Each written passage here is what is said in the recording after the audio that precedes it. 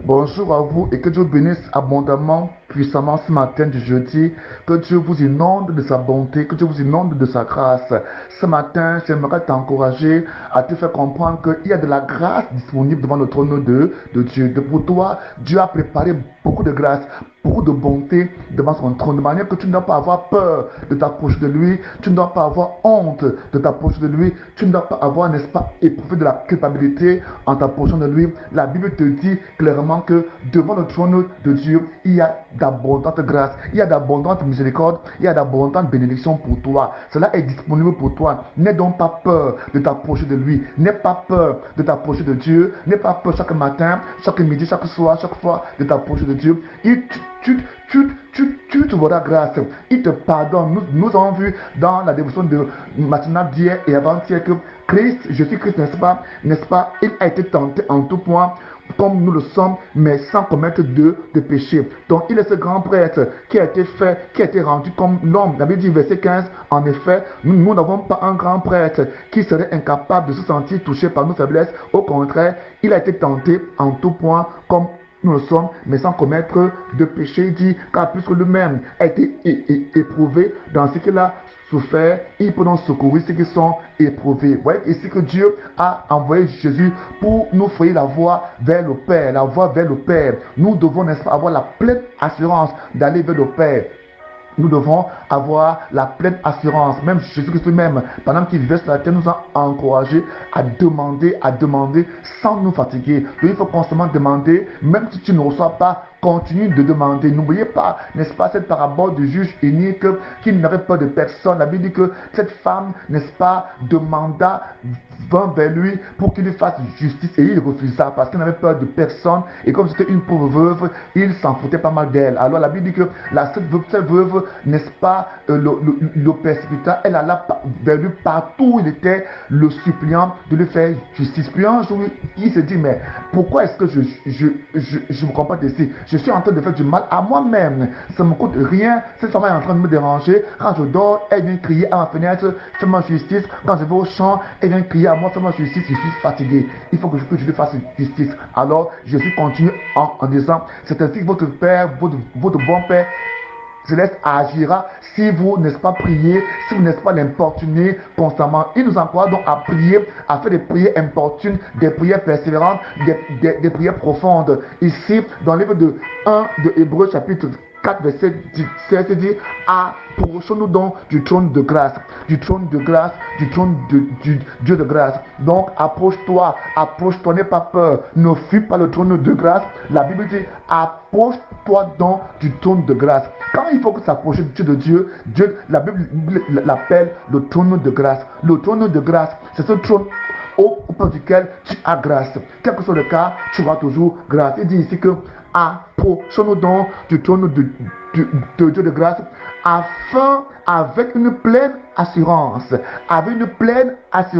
c'est là le problème. C'est quoi il dit dans Hébreux 11, verset 6 que, or, sans la foi, il est impossible de lui être agréable, car il faut que celui qui s'approche de Dieu croit qu'il existe et qu'il est le rémunérateur de ceux qui le cherchent. Donc ici, il dit, approchons au nom de Dieu avec une pleine assurance, pleine confiance. Nous ne devons pas nous approcher de Dieu en doutant, en réfléchissant. Voilà le problème que nous avons. C'est que parfois nous nous approchons de Dieu avec une autre éventualité, avec une autre possibilité. Que s'il n'agit pas, on va faire ça. Voilà pourquoi tu n'es pas exaucé. D'autres s'approchent de Dieu pas avec une assurance. D'autres s'approchent de Dieu avec une assurance à moitié. La Bible dit que nous devons nous approcher de lui avec une pleine assurance, une pleine confiance. Hébreux 11, verset 1 dit, oh, la foi, c'est quoi? La foi est une ferme assurance, une ferme conviction, une ferme assurance des choses qu'on espère. C'est ça qu'il dit donc ici, quand il dit, approchons-nous de Dieu avec pleine assurance. Il s'agit d'une foi pleine, avec une foi pleine. Il dit Hébreux 11, verset 6, la foi est une ferme assurance des choses qu'on espère. Donc la foi est une assurance ferme. Donc Dieu veut que ton assurance soit pleine, soit ferme, soit véritable, soit réelle, soit profonde. Dieu ne veut pas une assurance légère, une assurance superficielle, une assurance à moitié. Beaucoup viennent devant le Seigneur avec dans leur cœur d'autres possibilités. Parce que si Dieu n'agit pas, je vais faire ci et ça. Beaucoup même viennent devant Dieu Dieu, ayant dans leur tête la pensée d'aller chez le marabout, d'aller chez le féticheur, d'aller faire la magie, n'est-ce pas, court-circuiter, ou bien aller, n'est-ce pas, corrompre pour que les choses aillent vite. Si tu as dans ton esprit, n'est-ce pas, en pensée, comment faire pour résoudre ton problème, pourquoi tu perds ton temps devant Dieu en faisant comme si tu pries, or réellement, tu as déjà dans ton cœur la voie que tu vas choisir, les stratégies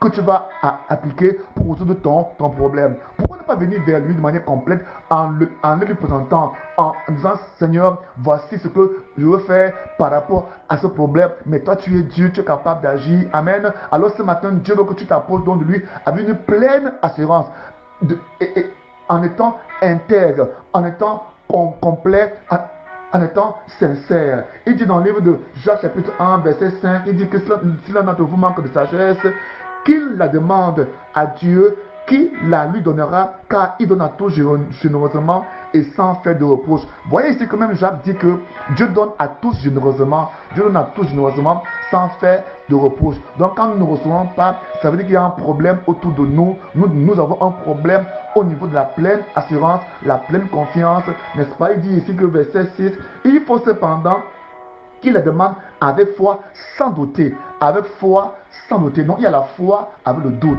Vous vous rappelez ce papa qui était venu avec son enfant, qui avait des problèmes, et quand il est venu avec cet enfant vers les disciples de Jésus, il les a supplié de chasser cet esprit. Ils n'ont pas été capables. Mais lorsque Jésus est venu, il a dit, j'ai amené mon enfant vers tes disciples, et ils n'ont pas été capables de chasser. Mais plus tard, on va se rendre compte que le Père même n'avait pas la foi, les disciples n'avaient pas la foi, parce que plus tard, il va dire, Maître, Seigneur, si tu peux faire quelque chose, viens.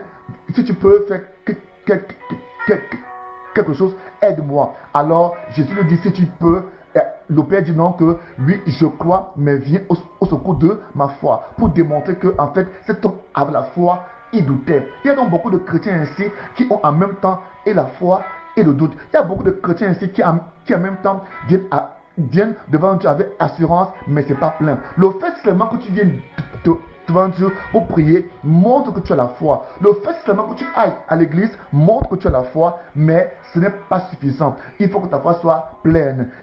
Il faut que, n'est-ce pas, ton assurance soit pleine pour être exaucée. Dieu veut que tu lui fasses confiance de manière complète. Dieu ne veut pas que tu lui fasses confiance à moitié. Dieu ne veut pas que tu fasses confiance en faisant en même temps confiance à quelqu'un d'autre. Dieu veut que tu t'abandonnes à lui totalement. Voilà pourquoi tous ceux qui ont été exaucés dans la Bible, vous verrez que c'était des gens qui véritablement sont venus vers lui de manière complète, de manière totale, qui n'avaient pas d'autre issue, qui étaient sans issue. Voilà pourquoi nous devons apprendre à prier comme des gens qui n'ont pas d'issue, qui sont sans issue. Même quand tu as des issues, présente-toi vers Dieu comme n'ayant pas. Présente-lui vraiment toutes ces issues en lui disant que c'est lui qui est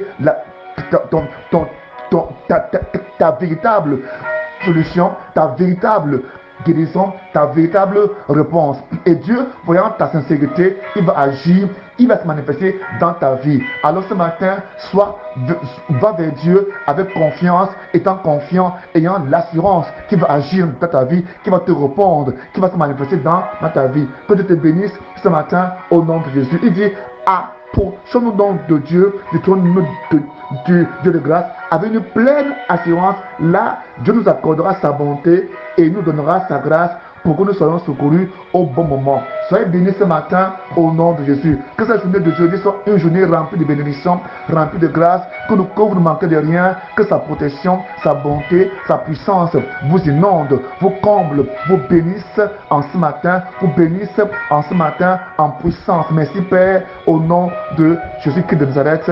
Amen. Père, je te dis merci parce que tu m'as permis d'enseigner ceci à ton peuple. J'ai pu de leur ouvrir l'intelligence, de les bénir, de les guérir, de les élever, de les exaucer et d'apporter au Dieu la guérison de la foi, que leur foi soit guérie, que leur assurance soit pleine, que leur confiance en toi soit totale, de manière complète, au nom de Jésus-Christ de Nazareth. Père, je viens chasser toute forme d'incrédulité. Je prie afin qu'au nom de Jésus, tu les guérisses de toute forme de doute, de toute forme d'incrédulité, que tu leur apportes la santé spirituelle, la vitale foi qui croit en toi de manière complète, au nom de Jésus-Christ.